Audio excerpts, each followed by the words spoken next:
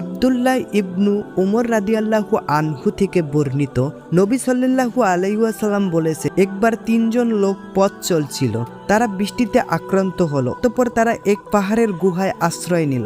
হঠাৎ পাহাড় থেকে এক খণ্ড পাথর পড়ে তাদের গুহার মুখ বন্ধ হয়ে গেল। তারা একে অপরকে বলল, নিজেদের কৃত কিছু সৎ কাজের চিন্তা করে বের করো, যা আল্লাহর সন্তুষ্টির জন্য করা হয়েছে, এবং তার ওসিলা করে আল্লাহর নিকট দোয়া করো, তাহলে হয়তো আল্লাহ তোমাদের উপর থেকে পাথরটি সরিয়ে দেবে। তাদের একজন বলতে লাগলো, হে আল্লাহ, আমার আব্বা আম্মা খুব বৃদ্ধ ছিলেন এবং আমার ছোট ছোট সন্তানও ছিল। আমি তাদের ভরণ পোষণের জন্য পশু পালন করতাম। সন্ধ্যায় যখন আমি বাড়ি ফিরতাম তখন দুধ দহন করতাম এবং আমার সন্তানদের আগে আমার আব্বা আম্মাকে পান করাতাম।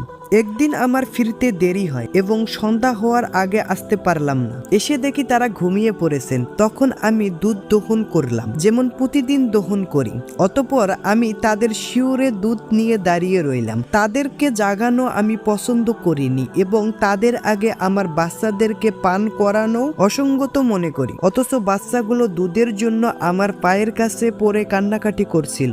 এভাবে ভোর হয়ে গেল। হে আল্লাহ, আপনি জানেন, আমি যদি শুধু আপনার সন্তুষ্টির জন্য এই কাজটি করে থাকি, তবে আপনি আমাদের হতে পাথরটা খানিক সরিয়ে দিন, যাতে আমরা আসমানটা দেখতে পাই। তখন আল্লাহ পাথরটাকে একটু সরিয়ে দিলেন এবং তারা আসমান দেখতে পেল।